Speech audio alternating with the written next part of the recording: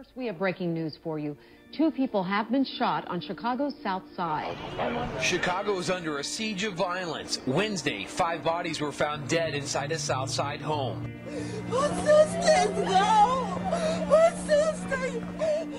Top in our news now. The search is on for the gunman who killed 2 teens after several shootings around Chicago.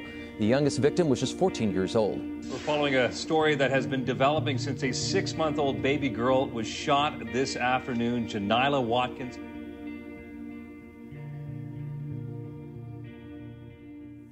First time I ever touched a basketball had to have been sometime in middle school. The principal would always bring out the little adjustable basketball rim for all the kids to play on.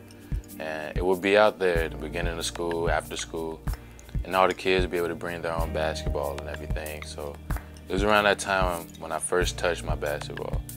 The first time I touched a basketball was during the summer with my brother Devin. We were outside playing basketball like one-on-one, and I didn't know anything about it. He can dribble, he can shoot. He did everything I liked, and like when I saw it, I fell in love with it. And ever since then, I wanted to be like him. Growing up on the south side of Chicago isn't easy, especially growing up right outside of Inglewood.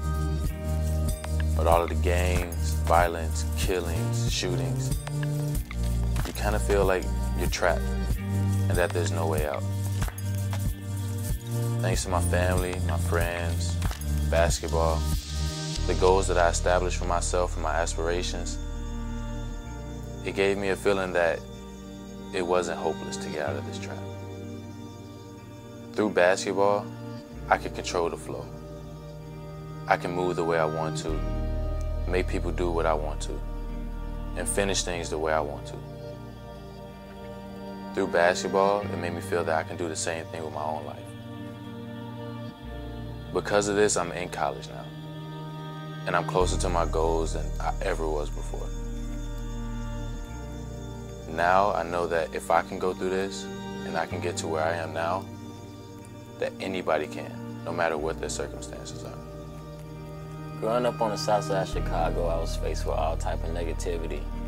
I lived around gangbangers, drug dealers, murderers, thieves, everything.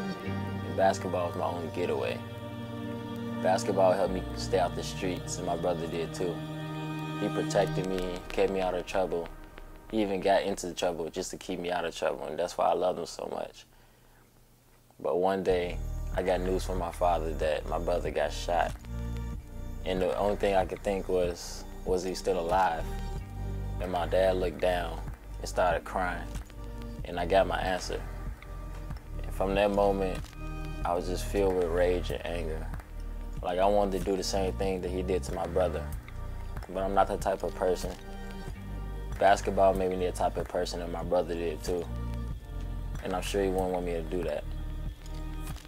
But exactly after that day, I went straight to the gym, and I just started shooting, and I kept shooting, and I kept shooting, and I barely missed.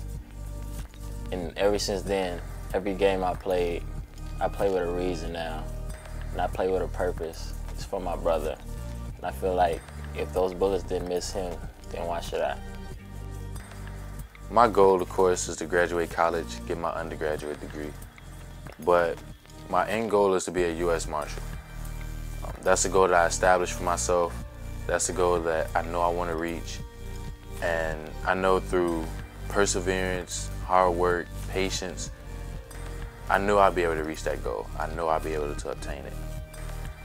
And through me reaching that goal, I want to come back as a role model to kids in my neighborhood, throughout the city of Chicago, to show people that no matter what your barriers are, your circumstances, ethnicity, whatever it may be, you can reach your goal as long as you put your mind to it and as long as you believe that you can reach it. Any goal is obtainable, no matter what it is.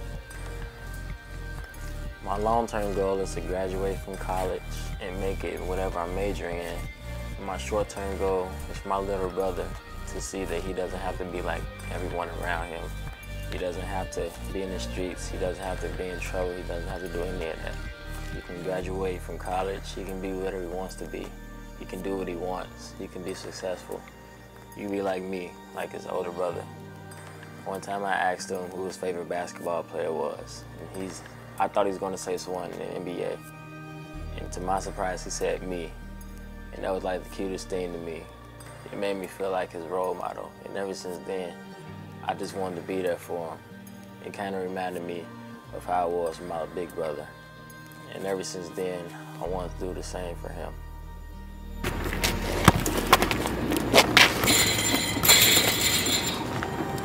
Look at that shot, boy.